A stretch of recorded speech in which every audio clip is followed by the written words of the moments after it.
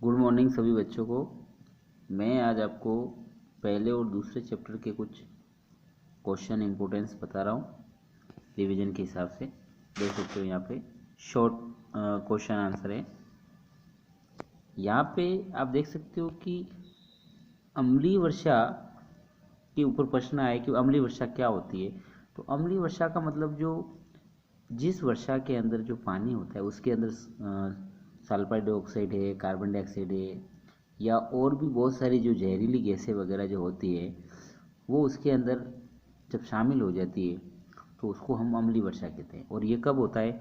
जब मौसम की जब पहली बरसात होती है उस समय सबसे ज़्यादा इन्वायरमेंट के अंदर प्रदूषण होता है, तो उसके अंदर घुल जाता है तो वो अम्लीय वर्षा होती है।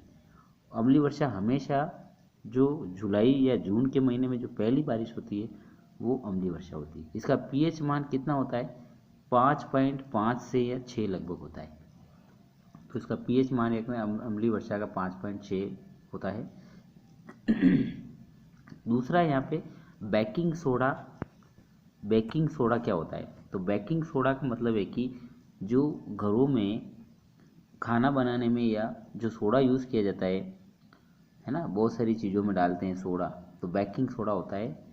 उसे सोडियम बाइकार्बोनेट कहते हैं। उसका सूत्र है NaSCO3।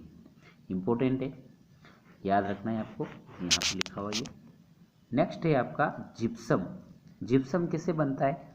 तो जिप्सम के बारे में डायरेक्ट पूछता है कि जिप्सम क्या है, या इसका सूत्र लिखिए तो CaSO4 2H2O इसका सूत्र है, ये लिखा हुआ है यहाँ पे। अच्छा, कैसे बनता है? तो यहाँ पे ध्यान रखना,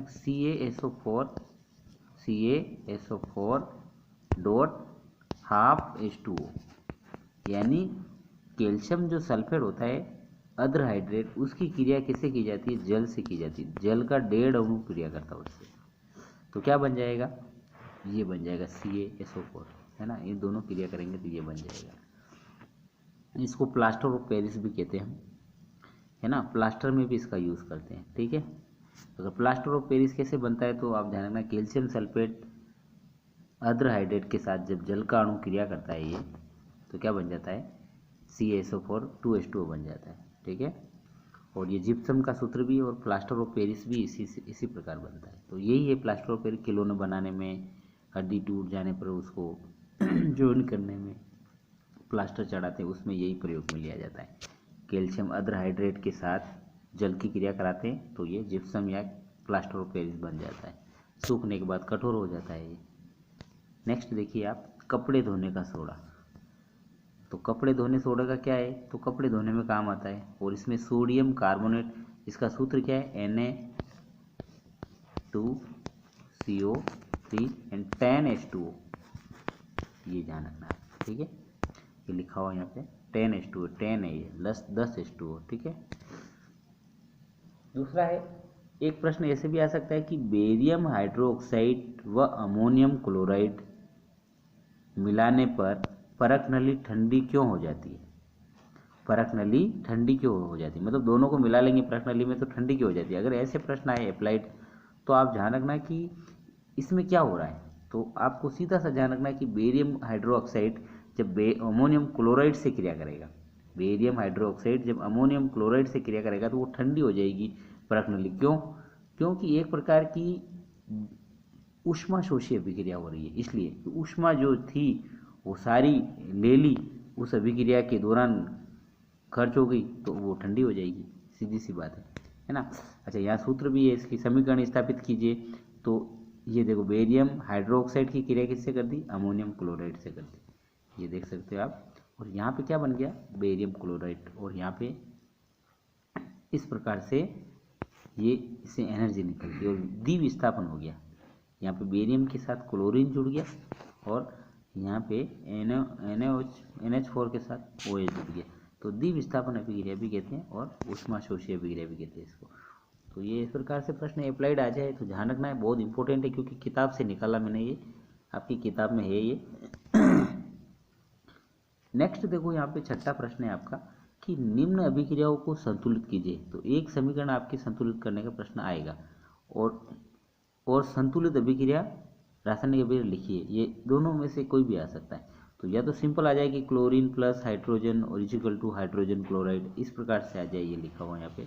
तो आपको इसको समीकरण बनाना हो तो आपको इससे नीचे समीकरण लिखी हुई ऐसे लिखना पड़ेगा, ये इस प्रकार से आपको लिखना पड़ेगा कि हाइड्रोजन प्लस क्लोरीन और 2HCl, तो संतुलित भी कर दिया आपने, 2 हाइड्रोजन ली 2 क्लोरीन और 2HCl बन गया। ऐसे आप संतुलित भी कर सकते हो। अच्छा, एक और दे रखी barium chloride plus aluminium sulphate. एक और क्या दे रखी, बेरियम क्लोराइड व एल्यूमिनियम सल्फेट। ये हो गई हमारी। बेरियम क्लोराइड में क्या है, BaCl2 और यहाँ पे aluminium sulphate plus barium sulphate और एल्यूमिनियम क्लोराइड बन रहा है। तो यहाँ पे जान रखना BaCl2 plus Al2SO4 whole times 3 is equal to 3 BaSO4 plus 2AlCl3।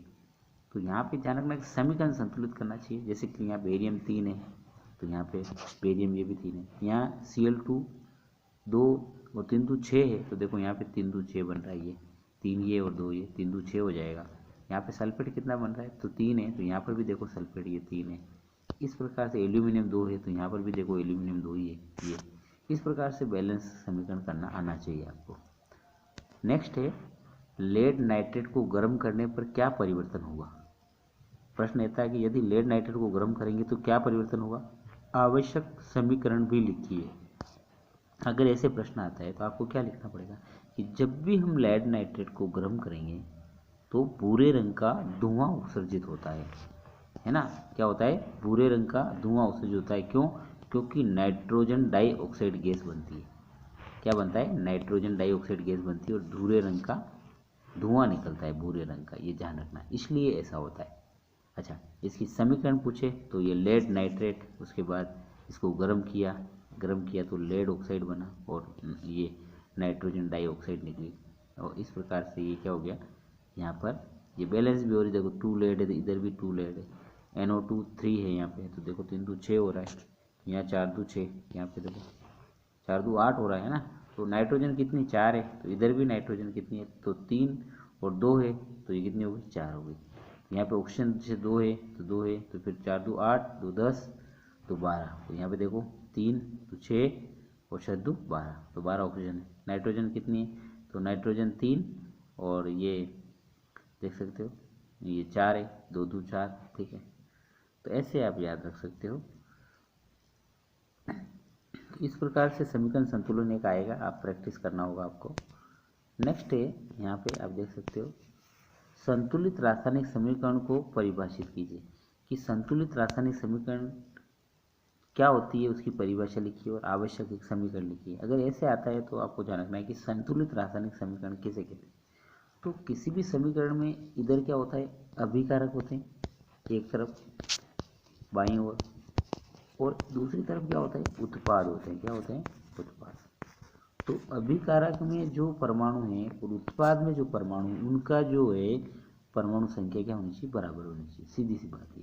तो यहाँ पे आप देख सकते हो मैंने क्या लिखा, यदि किसी रासायनिक अभिक्रिया में अभिकारकों व उत्पादों के तत्वों के परमाणु की संख्या दोनों तरफ समान है, अर्थात बाईं तरफ दाईं तरफ अभिकारक उत्पादों में परमाणु की संख्या बराबर है, तो इसे संतुलित रासायनिक समीकरण कहते हैं।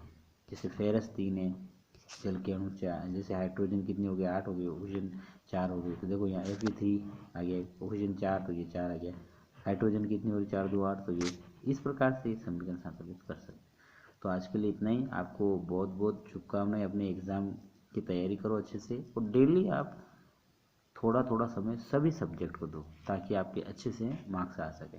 ऐसा नहीं कि आप एक ही को लेके पढ़ो। एग्ज़ाम चाहे किसी का भी हो, जिस दिन एग्ज़ाम हो उस दिन उस सब्जेक्ट को आप ज़रूर पढ़ो, लेकिन जैसे कल एग्ज़ाम है तो आज आपको दूसरे सब्जेक्ट को भी थोड़ा देखना चाहिए। कल एग्ज़ाम है उसको देखना है, अच्छी बात है, उसको तो देखना ही है, रिवीजन कर लेना उसका पूरा, लेकिन दूसरे सब्जेक्ट को भी आपको थोड़ा समय देना चाहिए। अच्छा, एक और चीज़ आपको ध्यान रखना है कि आप कोई भी तैयारी करो तो लिख लिख के याद करो आप, ताकि आपको अच्छे से याद होगा। पेन कॉपी हाथ में रखो, जो भी यहाँ पढ़ाया जाता है आप तुरंत नोट कर लो, है ना।